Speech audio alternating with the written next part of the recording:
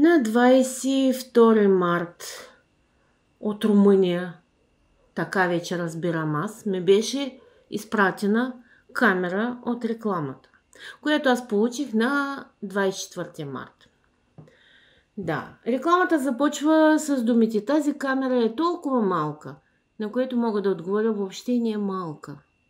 И всяка една дума в тая реклама е пълна лъжа.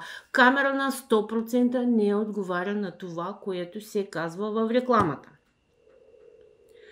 На този имейл съм изпратила поне 5-6 писма, където съм помолила да ми дадат обратна връзка за връщането на камера. На този имейл никой не ми отговори. На този телефон аз даже не мога да разбера код какъв е. Предполагам, че италианския код. От Румъния е пратено. Нещо много объркващо. Влизам в тяхната система. Ето.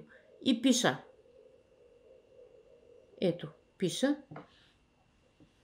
че вече 5-6 пъти ви осведомявам на имейла ви, че искам да върна камерата ви. И не получавам никакъв отговор. Ето, пред вас го изпращам.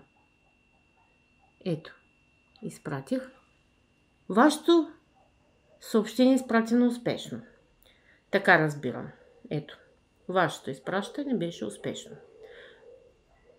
Изпращането успешно, обратна връзка няма никаква. И рекламата е пълна лъжа.